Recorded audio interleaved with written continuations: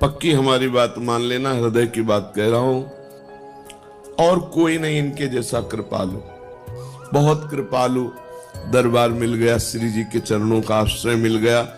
अब ये चूक मत करना, पक्का समझ लीजिए, इस जगत में गुणी का आदर है, अवगुणी को कोई नहीं स्वीकार करता। इस संसार में लायक को पूजा जाता है, नालायक को ठोकर लगाई जाती है। लेकिन श्री जी का दरबार ऐसा है जहां लायक को रोक दिया जाता है और नालायक को पास कर दिया जाता है। इनको अपना पन बहुत प्यारा लगता है, इनको सिर्फ अपनापन की ये मेरा जन है, बस साथ चलना है, हम तुम्हें साथ लेके जाएंगे। निरंतर नाम जप का अभ्यास, प्रियाजू के चरणों का आश्रय, आठों पहर में जितनी बने उतनी सेवा, और ठसक महारानी जू की, हमारे माई श्यामा जू को राज।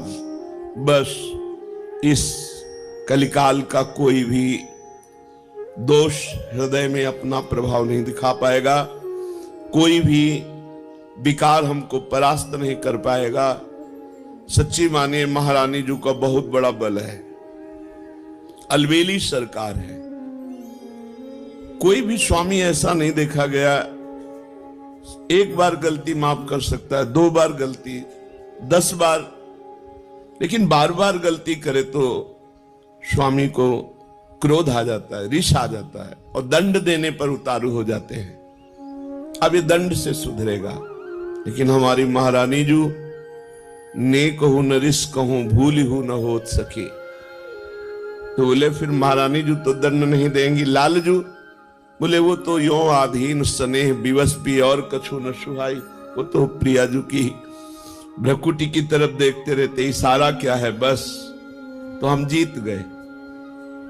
हमारे अवगुण, हमारे दुर्गुण अब हमको प्रभु से दूर नहीं कर पाएंगे, क्योंकि हमसे गलती हो सकती है, पर हमारे स्वामी को रिस नहीं आती, नाराज नहीं होती।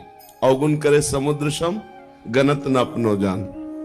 सहज स्वभाव पर नवल किशोरी जू को मृदुता, दयालुता, कृपालुता की राशि है। ने कहूं न रिस कहूं, कभी नाराज नहीं होती, इतनी भूली। कान में श्री जी कह रही थी, काहे को रोवे, तो आशीर्वाद चाहिए, मैं दे तो रही हूं आशीर्वाद।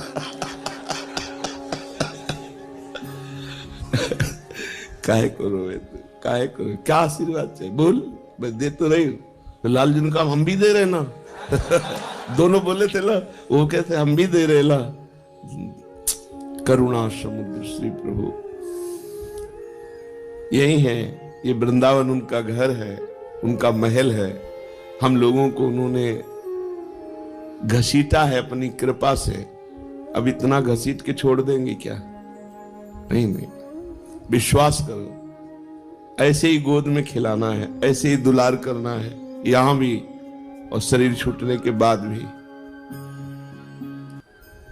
ये मन में आ जाना चाहिए, हमें श्री जी के पास जाना है।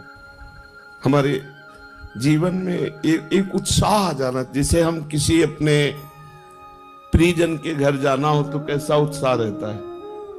मुझे अमुक के जिनसे प्रेम है तो हमारा मन होता है ना कि हम उनके पास जाए। जैसे परदेश गया हुआ आदमी अपने घर में जाने के लिए कैसे तत्पर रहता है, ऐसे हमको दिन में कितनी बार याद आता है कि हमें प्रियाजू के पास जाना है, हमें अपने स्वामी जी के पास जाना है, हमें वृंदावन जाना है।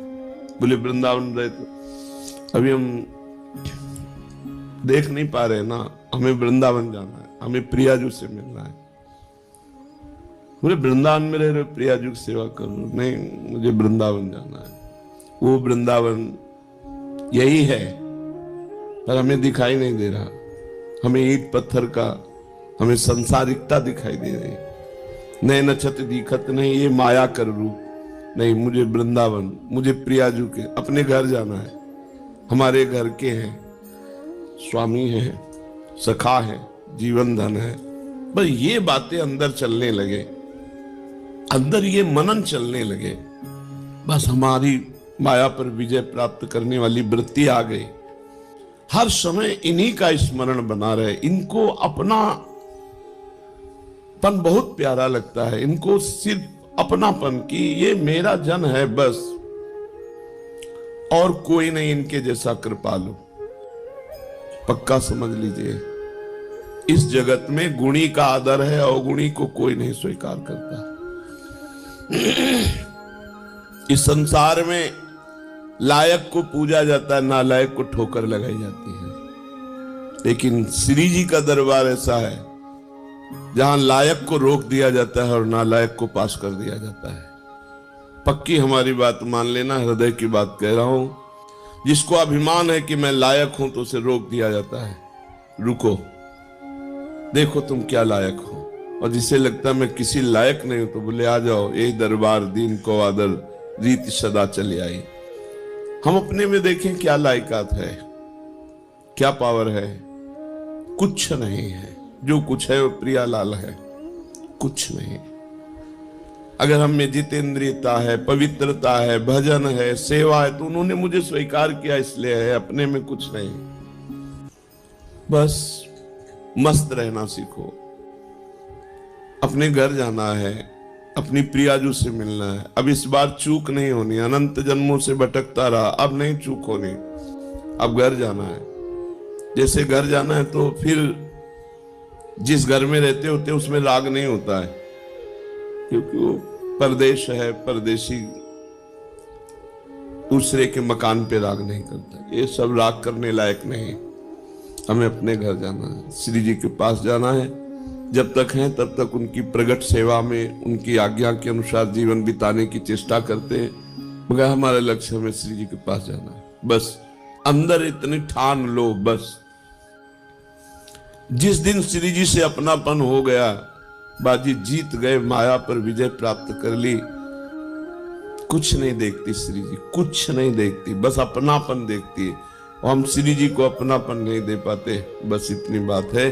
अपनापन हम अपनी इंद्रियों को, मन को, ये सब, श्री जी को नहीं। श्री जी मेरी, मतलब श्री जी जैसे अपने भाई को देखे कैसा लगता है, अपनी बहन को देखे कैसा लगता है, अपनी माँ को देखे कैसा लगता है, अपने पिता को देखे तो कैसा, ये मेरे हैं। भले बाबा जी बन गए हैं, तो देख के एक बार तिरछी चितवन से ऐसे मेरे बाप है, मेरी माँ है, मेरे पिता है।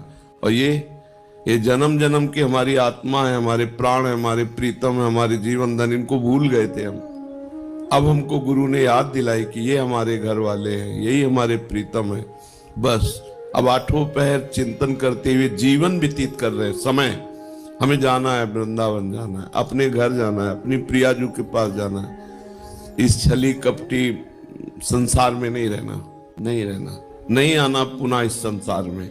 हमको अपनी प्रियाजू के पास रहना। बस एक जिद, एक अंदर लालसा, नहीं मुझे जाना है, तो जाने की तैयारी जो होती है वो रसिक महापुरुष बताते हैं। कैसे रहो, कैसे बोलो, कैसे बैठो, कैसे चलो।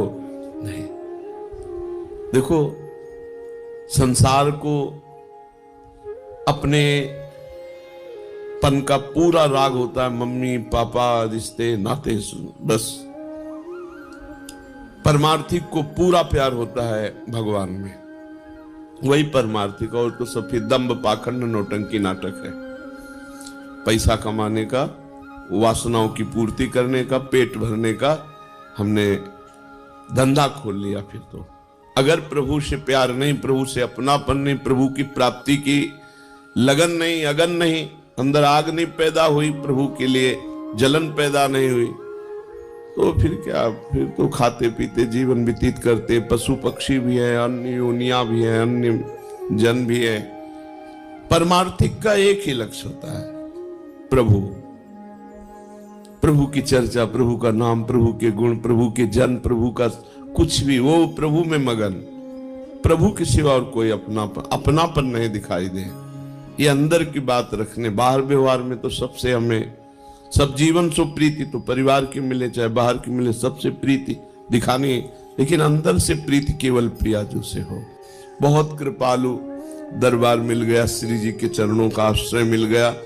अब ये चूक मत करना, ये इधर उधर झांका ताकि, इधर उधर की बातें, कुमार्गगामी जो व्यक्ति हैं उनको हम साधक नहीं कहते हैं। ऐसे का संग न करे, मुख न देखे, गुरुद्रोही इष्ट द्रोही का मुख न देखे, जो गुरु की अवहेलना कर दिया उसका मुख न देखे, उससे संभाषण न करे, तभी इस मार्ग में आगे। अगर ऐसे लोगों को मित्र बनाओगे, ऐसे उससे बात करोगे तो तुम भी भाग जाओगे, तुम्हारे अंदर भी मलिनता आ जाएगी, प्रतिकूलता। और ये जन्म मिला श्री जी से मिलने का। मान लो साथ चलना है, हम तुम्हें साथ लेके जाएंगे। कैसे?